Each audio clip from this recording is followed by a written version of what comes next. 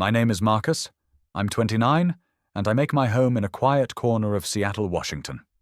Life here is muted, colored in shades of gray from the persistent, overcast sky. I have a small but comfortable apartment in Ballard with a view of a perpetually damp street, and I work as a digital archivist for the city's historical society. My days are spent with ghosts, digitizing faded photographs, transcribing brittle letters, and preserving stories that have already ended.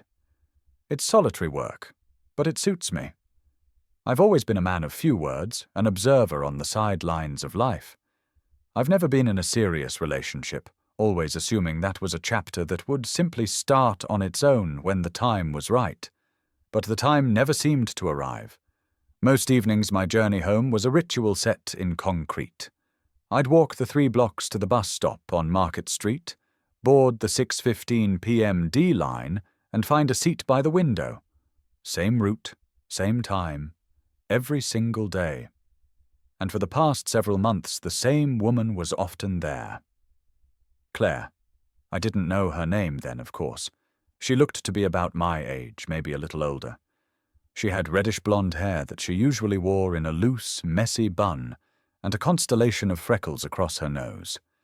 She always had a book with her, its cover usually worn and creased, and she had this focused intensity when she read, as if the rumbling bus and the entire city outside simply ceased to exist. I never spoke to her. I was just another passenger, a shadow in her periphery. She probably never even registered my presence. Our shared silence was just a part of the city's ambient noise. Then came a Tuesday in late October, the kind of evening where the rain wasn't just falling, it was soaking into the very bones of the city. I got off at my usual stop, pulling the collar of my jacket up against the wind. I noticed she got off, too, a few paces behind me, which was unusual. Her stop was typically 3 or 4 farther down the line. I started my walk home, the rhythmic splash of my footsteps the only sound, until I heard another set, quicker and heavier, behind us both. I glanced over my shoulder. A man in a dark hoodie was following us, keeping a steady distance, his face obscured by shadows. I slowed my pace slightly, a knot of unease tightening in my gut. Claire must have felt it too, because she risked a look back, and I saw a flicker of raw fear in her eyes. She picked up her pace, and so did the footsteps behind her. My heart started hammering against my ribs. In a split-second decision that felt both instinctual and utterly foreign, she closed the distance between us. Her voice was a strained whisper, barely audible over the downpour. "Please hold my hand. Someone's following me." I didn't hesitate. I reached out, my hand closing around hers. It was cold, trembling slightly. As our fingers intertwined, I leaned in close and replied, my voice low and steady. "I won't let go even after Gyat. They're gone." I kept my promise. We walked, our hands locked together, my thumb resting reassuringly on the back of her hand. I didn't look back again, not wanting to show the man any sign of fear. Instead, I focused on the rhythm of our steps on the wet pavement, projecting an air of calm I didn't entirely feel. We walked past my apartment building, continuing on into the deeper residential streets. After 2 more blocks, the heavy footsteps behind us faded, then disappeared entirely. The immediate threat was gone, but the tension lingered in the air like humidity. I didn't let go of her hand. We continued in a shared, charged silence for another block before she finally spoke, her voice still shaky. "My apartment is just up here." I nodded, and we walked the last few yards to a modest brick building with a small, covered porch. Standing under the dim porch light, shielded from the rain, she finally let out a long, shuddering breath. I gently released her hand, though my own still tingled with the connection. "Thank you," she said, her eyes meeting mine. They were a deep green, clouded with the remnants of fear, but also filled with a profound gratitude that made me feel 10 feet tall. I don't know what I would have done. I just shrugged, feeling my usual awkwardness return. I'm glad I was there. She offered a small, tired smile. I've seen you on the bus before. You're always so quiet. I could feel a flush creeping up my neck. Yeah, that's me. Marcus. She extended her hand again, this time for a handshake. Claire, it's really nice to properly meet you, Marcus, even under, well, these circumstances. I shook her hand. You too. A moment of silence passed between us, filled with unspoken questions. Then she said, I know this is weird, but would you mind if I got your number? Just so I can thank you properly, maybe buy you a coffee or something when I'm not a complete wreck. It caught me by surprise. Oh yeah, of course. We exchanged numbers, my fingers fumbling with my phone. All right, she said, turning toward her door. Get home safe. I watched her disappear inside, the lock clicking shut behind her. I just stood there for a moment on her porch, the rain drumming on the roof, my heart doing a strange, unfamiliar dance in my chest. For the first time in as long as I could remember, I didn't feel like an invisible man. I didn't know what to do with that sensation, but I knew one thing for certain. That evening, when she reached for my hand, was the first moment I felt truly connected to someone else. That night, sleep was impossible. Not from anxiety or stress, but because my mind was a cinema, replaying those 15 minutes on a loop. The desperation in her voice, the coldness of her hand in mine, the look of relief in her eyes under the porch light. I think that's when it truly began. I wasn't falling in love, not in that single moment. But a door inside me that had been sealed shut for years had just been cracked, open. For the first time, I felt a desire to be seen, not just by anyone, but by her. The days following that rainy Tuesday were a masterclass in distraction. Every time my phone buzzed, my stomach did a little flip, hoping it was her. My work at the archive, usually a refuge of focus, became a blur of catalogue numbers and pixelated faces. And she, true to her word, texted me the next afternoon. It wasn't anything dramatic, just a simple message thanking me again and asking if I was free for that coffee she'd mentioned. We met that Saturday at a small cafe halfway between our neighborhoods. It was awkward. I felt like my limbs were too long for my body, and my voice sounded strange in the light of day. But she made it easier. She talked about her work as a freelance graphic designer, her love for old sci-fi novels, and the ridiculousness of Seattle traffic. Not in a bubbly, over-the-top way, but with a calm, grounded sort of humor. So, the quiet man from the bus has a name, she said, stirring her latte. I managed a small smile. Sometimes I even use it. Slowly, very slowly, I found my footing. I started asking questions, moving beyond one-word answers. One afternoon, as we were walking near Green Lake, I saw her watching a father push his son on the swings and asked, "Do you ever get tired of this city?" She looked over at me. Constantly. But I have a 7-year-old who thinks the Fremont Troll is the pinnacle of fine art, so I'm kind of stuck here. I was quiet for a second, processing. You have a son? She nodded, her expression open and unflinching. Yeah, Leo, he's in 2nd grade, obsessed with space and refuses to eat anything green. What about you? Any secret lairs or hidden identities? I laughed, a genuine, unforced sound. Nope, just me. Never really found the right person to start a family with. There's still time, she said softly. That simple phrase echoed in my mind for the rest of the day. Over the next few weeks, meeting for coffee or taking walks became our new routine.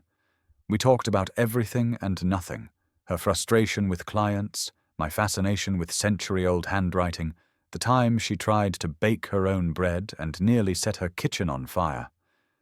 She told her stories with an easy vulnerability, as if she wasn't afraid of being judged, and the more I listened, the more I understood that she was carrying a heavy weight. She never said it directly, but I could see it in the way she'd flinch at loud noises, or the guarded look in her eyes when she mentioned her ex-husband. I could hear it in the careful pauses in her stories. She was wounded, not irreparably, but deeply tired. I never tried to fix it. I didn't see myself as some kind of hero. My only role was to show up and to listen. Sometimes I'd text her a picture of a particularly absurd historical photo I was working on.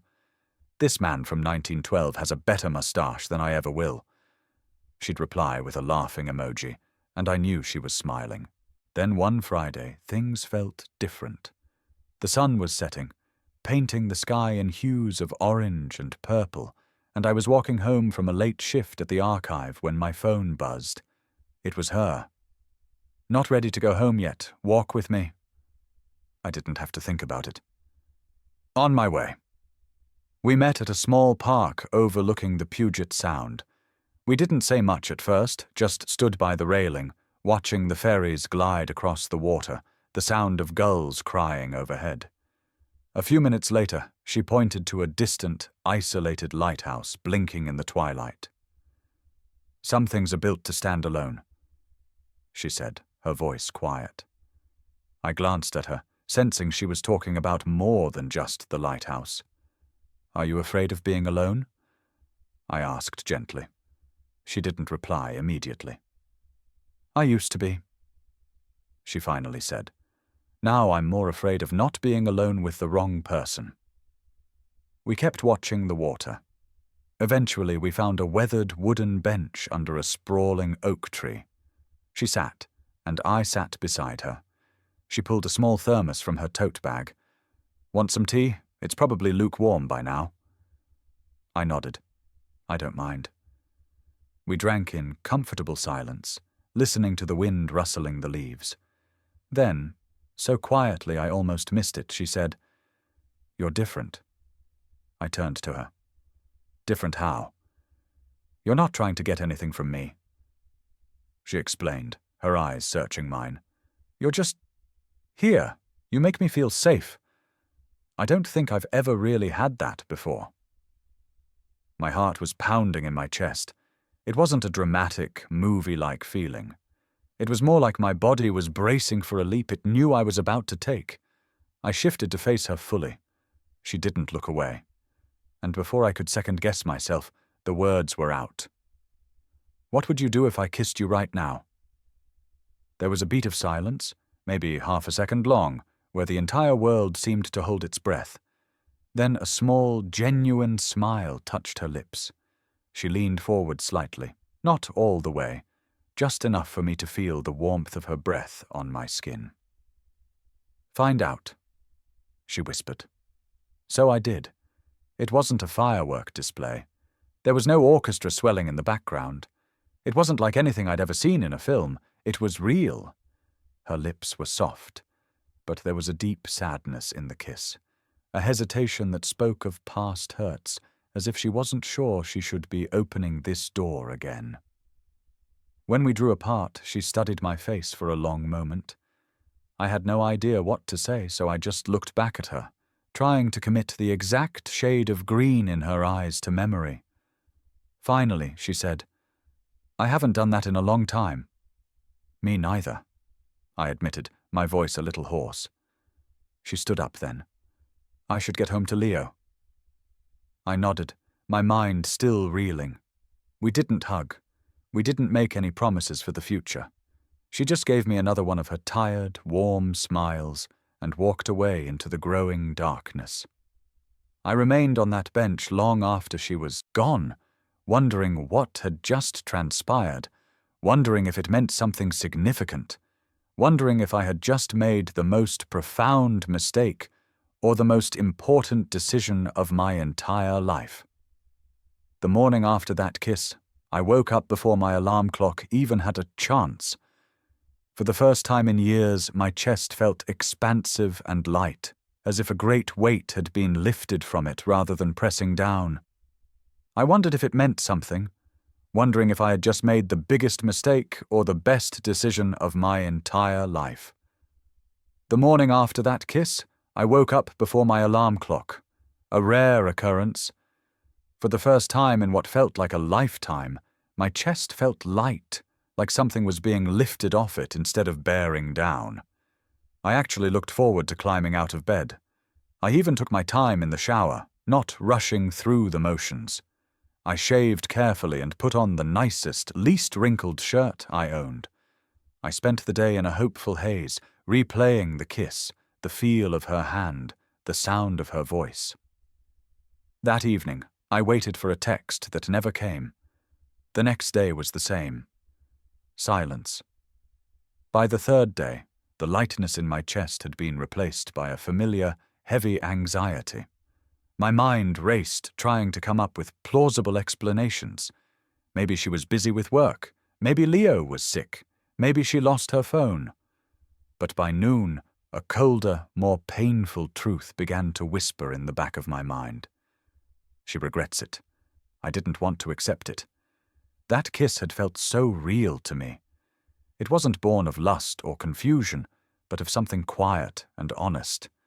And I was almost certain she had felt it too, but her silence was a language all its own, and it was screaming that she was building a wall. I gave it one more day, then two. No calls, no funny photos of historical mustaches, no invitations for walks in the park. By the fifth day, I couldn't stand the uncertainty anymore. It was a Thursday night. I knew she usually put Leo to bed around 8. At 8:30, I typed out a message, my heart pounding with each word.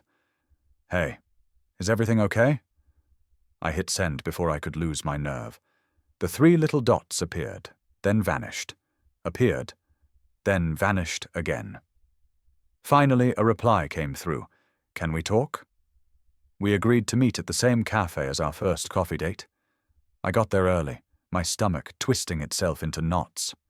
At 9:05, she walked in, slid into the booth across from me, her arms crossed over her chest, her eyes looking tired and shadowed. She didn't speak first, so I did. Did I do something wrong? She blinked, as if surprised by the directness of my question. No, Marcus, you didn't do anything wrong. Then why are you pulling away? I asked, my voice softer than I intended. She let out a long, slow breath and stared down at the scuffed tabletop. I'm not avoiding you, she said, her voice barely a whisper. I'm protecting myself. I frowned, confused. From me? She shook her head. From what this could turn into. There was a long, heavy pause. I liked the kiss. She admitted finally, still not looking at me. Maybe a lot more than I was prepared to. And that terrifies me. Why? I asked. Because my life is already a tangled mess, Marcus. I have a son who needs all of my stability. I have an ex-husband who has suddenly decided he wants to be a father again, which means lawyers and arguments and constant stress. I don't have the space in my life for feelings that make me lose sleep at night. I looked down at my own hands, resting on the table. Every word I had rehearsed on the way over, every gentle reassurance, now sounded hollow and useless. She leaned forward, finally meeting my gaze. When I said you're different, that's part of the problem. You're quiet and you're kind and you make me feel safe, and I don't know what to do with that. I'm not asking for anything complicated, I said, my voice earnest. I like being with you. That's exactly why it's so scary, she whispered, a tear welling in her eye. The silence that fell between us wasn't angry or cold. It was deeply sad, heavy with the weight of things we both wanted to say, but knew wouldn't change the reality of the situation. I nodded slowly, the understanding dawning on me. Okay, I said, the word feeling inadequate. I get it. I don't like it, but I get it. She looked up, a flicker of surprise in her expression. You're not going to argue? I offered a weak smile. I've never been very good at arguing, especially not when I can see that someone is hurting. A sad smile touched her own lips. You're a good man, Marcus. I stood up from the booth. Yeah, I said, trying for a bit of levity. It's my one defining characteristic. She stood as well. Take care of yourself. You too. I gave her a small, final nod, then turned and walked toward the door. Just before my hand touched the handle, she called out my name softly. Marcus, wait. I looked back over my shoulder. I'm not saying never, she said, her voice thick with emotion. I'm just saying, not now. I nodded again, not trusting myself to speak. And then I walked out into the cold night air. That night, I didn't sleep, but it was a different kind of sleeplessness than the one I'd felt after the kiss. It wasn't the sharp pain of heartbreak. Not exactly. It was a dull, hollow confusion. An emptiness. I didn't feel rejected. I felt paused, as if life had just started writing a beautiful sentence, only to leave the rest of the page completely blank. Over the next few days, I didn't text her. I didn't call. I respected what she had asked for. Not now meant she needed space. And the last thing I wanted to be was another man in her life who pushed past her boundaries. I still thought about her every evening on the bus. I still found myself glancing at the park bench as the D line passed by it. I still wondered, constantly, if she ever thought about me too. One night, sitting alone in my quiet apartment, I opened a new message to her. I typed out everything I was feeling, every word honest and raw. I'm still here if you ever change your mind. I'm not going anywhere. I read it over and over, then saved it in my drafts and closed my phone. Sometimes the most difficult part of caring for someone isn't navigating the conflict. It's enduring the silence. It's the waiting. It had been 26 days since I'd last seen Claire. I wasn't consciously counting, but my body kept the score. Every evening when I boarded the bus, my eyes would scan for her out of habit. Every time I walked past the cafe where we'd had our last conversation, a familiar ache would settle in my chest. I had held up my end of the bargain. I had given her space. No texts from my drafts folder, no accidental run-ins, no attempts to check in. But I thought about her constantly. Not just the kiss, but all the small details that made her who she was.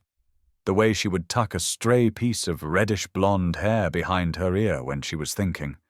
The way she'd bite her lower lip when she was trying not to laugh at something I said. The way her entire demeanor softened when she talked about her son, Leo. I missed her. But more than that, I missed the feeling of being seen, truly seen, by someone who wasn't asking me to be anyone other than myself. Then, on a Wednesday evening, something shifted. I arrived home from the archive around 6:30, dropped my messenger bag on the floor, and was in the middle of making a deeply uninspired dinner of scrambled eggs when I heard a soft knock on my apartment door. My building was quiet. I never had unexpected visitors. I turned down the stove, my heart starting to beat a little faster, and opened the door. There was no one in the hallway, but on the doormat sat a single, well-loved paperback book. It was one we had talked about, an old sci-fi classic she had recommended. There was no note on the outside, but I knew instantly who it was from. I picked it up, my fingers trembling slightly, and brought it inside. I opened it to the first page. Tucked inside the cover was a folded piece of paper. My breath caught in my throat as I unfolded it. Written in neat, familiar handwriting were just a few lines. If you still want to talk, I'll be on our bench this Sunday at 6 p.m. No expectations. There was no name, no number, but she didn't need to include either. My heart gave a powerful leap. I hadn't realized how much tension I'd been holding in my shoulders, in my jaw, in my very soul, until that exact moment when it all began to release. The next few days felt like a lifetime. I was useless at work. I misfiled a collection of glass plate negatives, spent an hour trying to decipher a document that was upside down, and found myself just staring out the window of the break room like the protagonist of some sad, romantic film. By the time Sunday arrived, I was a bundle of nerves. I got to the park 20 minutes early. Our bench sat under a massive maple tree, its paint peeling, and one of its legs slightly crooked from years of enduring the Seattle weather.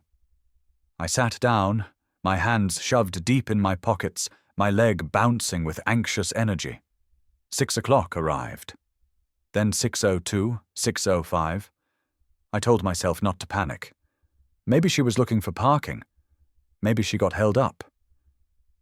Then I heard the soft crunch of footsteps on the gravel path. I turned my head, and there she was. Claire. Her hair was tied back. She wore no makeup, just an old, comfortable-looking hoodie and jeans. She was carrying a small thermos and a paper bag. She looked exactly as I remembered her, and somehow completely new at the same time. She walked over, sat down beside me without a word, and held out the thermos. "I brought tea," she said, her voice soft. "It's probably lukewarm again." I smiled. "I don't mind." I took the cup she offered and took a sip. It was perfect. For a long minute we just sat there, the silence stretching between us. But this time it felt like a warm blanket, not a solid wall. Finally, she was the one to speak. "I almost didn't come." I looked over at her. "Why did you?" She let out a long sigh, her gaze fixed on the distant water. "Because for the last month, all I could think about was what you said in the cafe." "What did I say?" I asked, genuinely unsure. "You said you just liked being with me, that's all. No agenda, no pressure to be something I'm not." I nodded, remembering. She looked out at the passing cars on the street below. "I've spent years with people trying to fix me or change me, acting like I'm some broken project they need to rescue. You never did that. You just listened." "That's all I ever wanted to do," I said honestly. She turned to face me then. "My ex is back in the picture. Not for me, for Leo. He's demanding weekend visits. He says he's sober now, that he's a changed man." I stayed quiet, letting her speak. I don't know if I can trust him, and the thought of letting him back into our lives, even a little bit, is exhausting. And then you showed up, and I felt something real, and it terrified me because I thought I couldn't handle one more complicated thing. I exhaled slowly. "Claire, I never wanted to complicate your life." "I know," she said, a small smile touching her lips. "And that's what made you different." Another pause settled between us. She reached into the paper bag she'd brought and pulled out 2 slightly crushed, store-bought chocolate chip cookies. She handed one to me. We ate them in silence. They were a little stale, but still good. Then she asked, "Do you still think about that night? The first kiss?" "All the time," I admitted without hesitation. She held my gaze. "And if I told you that I'm still not ready for something serious, but that I wanted to start over, just much slower this time, would that be okay?" I turned to her, a real smile spreading across my face. "Are we talking coffee slow or park bench slow?" She laughed, a real genuine laugh that made her eyes crinkle at the corners. "Somewhere in between," she said. I nodded, my heart feeling lighter than it had in a month. "Yeah, that's more than okay." We sat on that bench until the last rays of sunlight had disappeared behind the Olympic Mountains. We weren't 2 people rushing toward a finish line, but 2 people quietly agreeing to take the first step. This matters. When we finally stood up to leave, she didn't say goodbye. She just looked at me, her expression open and hopeful, and said, "I'll see you tomorrow." "Same time?" I asked. "Same time." She walked off toward her car, and I stayed for another minute, finishing my tea and looking at the empty bench. For the first time in weeks, I didn't feel paused or stuck. I felt like we were finally moving, slowly, honestly, and together. It has been 10 months since that evening on the park bench. I can recall every detail of it. The warmth of the lukewarm tea, the determined look in her eyes when she said, "Somewhere in between," the feel of her hand as we said goodnight. That moment wasn't a grand, sweeping declaration of love. It was something far more important. It was permission to begin again, on our own terms. We didn't rush anything. That was our unspoken rule. No pressure, no expectations, no trying to define what we were. We just let it be. We texted. We talked on the phone. I started meeting her for walks again, maybe 2 or 3 times a week. Sometimes I'd bring her a coffee. Sometimes she'd have an extra cookie for me from a batch she'd baked with Leo. In early April, I finally met him. He was exactly as she'd described, a small hurricane of boundless energy, filled with facts about distant galaxies and strong opinions about the best kind of macaroni and cheese. I was terrified, but Claire made it feel easy and natural. I wasn't trying to be a replacement dad. I was just Marcus, the guy who knew a lot about old stuff and could draw a halfway decent spaceship. We fell into a gentle rhythm. We started doing small, simple things as a trio: picnics at Gasworks Park, trips to the farmers' market in Ballard, movie nights on a couch. The 3 of us would pile under a blanket with a giant bowl of popcorn, and Leo would inevitably fall asleep halfway through the film. Claire and I would just sit there in the quiet aftermath, her head resting on my shoulder, both of us too content to speak. We avoided the word relationship for a long time.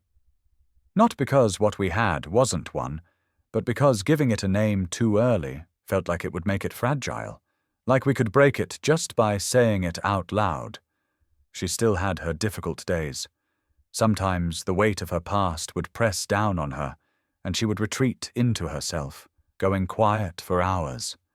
One afternoon, I came over to find her sitting on her bedroom floor, just staring at a photograph of Leo as a toddler. She didn't say much, only whispered, "I just really thought my life was going to be different." I didn't offer platitudes or try to fix her pain. I just sat down on the floor beside her. She leaned her head against my shoulder, and after a long silence, she whispered, "You make it easier to breathe." That was the night I realized, with a quiet certainty, that I was in love with her. It wasn't the dizzying, dramatic love of movies, but something deeper and more solid. The quiet, earned kind. The kind that doesn't need to shout because it shows up every single day. In July, my department at the Historical Society faced budget cuts. My position, being one of the newer ones, was eliminated. The layoff hit me hard, not just financially, but it struck at my sense of self-worth. I felt small and useless, like I suddenly had nothing to offer her. I retreated, stopped texting for 2 days, lost in my own head. On the 3rd day, she showed up at my apartment unannounced. She stood in my doorway, her expression firm, and said, "Don't you dare disappear on me, Marcus. Not after everything." I confessed that I felt like a failure. She just shook her head. "Well, I felt like a failure the day I signed my divorce papers, and yet here we are. Neither of us is broken. We're just rebuilding." She sat with me for hours, helped me update my resume, and put me in touch with a friend of hers who worked for the public library system. I had a new, better job within 2 weeks. It was steady, honest work, and it was mine. By the time autumn arrived, we had a beautiful, comfortable rhythm. Leo started 3rd grade. I found a new apartment, still my own, but only a 5-minute walk from hers. Some evenings, I'd cook dinner for them. Other nights, we'd just walk to a local bookstore and browse the aisles, enjoying the quiet companionship. And somewhere between the shared meals, the spilled juice boxes, and the quiet evenings on her worn-out sofa, Claire started to smile differently. It wasn't the practiced, polite smile she used with strangers. This one was softer, slower, and it reached her eyes every time. It was the smile of someone who had finally let her guard down and found it was safe to do so. A month ago, over a quiet Saturday breakfast, I brought up the idea of living together. There was no grand gesture, no ring hidden in a pancake. She was spreading jam on a piece of toast for Leo. I just said, "What would you think about maybe finding a place together, the three of us?" She didn't answer right away. She finished making the toast, cut it into triangles the way Leo liked, and set the plate down. Then she sat down across from me and said, "You're the first man I've ever trusted enough to want to share a roof with again." Her eyes were shining. "So, yes, let's find a place." We didn't make a big deal about it. We just started looking. We found a small two-bedroom duplex on a quiet, tree-lined street. It had a little backyard for Leo to run around in and a kitchen with hideous green countertops. But she loved it, which meant I did too. Today is our first morning in our new home. Leo is still asleep in his room, which is covered in glow-in-the-dark stars. Claire is curled up on the new sofa in one of my old sweatshirts, her feet tucked under her, reading a book. The whole house smells like fresh coffee and wet paint. I sit down beside her, and she leans against me without a word. We don't need to fill the silence much anymore. We just know. After a while, I say, "Do you remember that first night? What you said to me?" She smiles without looking up from her book. "I asked you to hold my hand." She closes the book, sets it aside, and turns her head to face me. Her eyes are soft and clear. "And do you remember what I told you?" I grin. "You said you wouldn't let go." She puts her hand on mine, her fingers lacing through mine. "More than ever," she says. I lean in and kiss her. It's different now. Not hesitant or tinged with sadness, just sure. Just right. When we pull away, she whispers, "Thank you for waiting. Thank you for being so patient with me." I shake my head. "You were never someone who needed fixing, Claire. I think I was the one who needed someone to believe I was worth showing up for." She holds my gaze, her thumb gently stroking the back of my hand. "You were, from the very start." And that's how our story continues. Not with a dramatic climax or a storybook ending, not with swelling violins or declarations from a rooftop. Just two people who refused to rush, who carried their scars not as baggage, but as maps that led them to each other, who built a life together, not on grand promises, but on quiet, everyday acts of love, brick by brick, breath by breath. And now, this is where we live.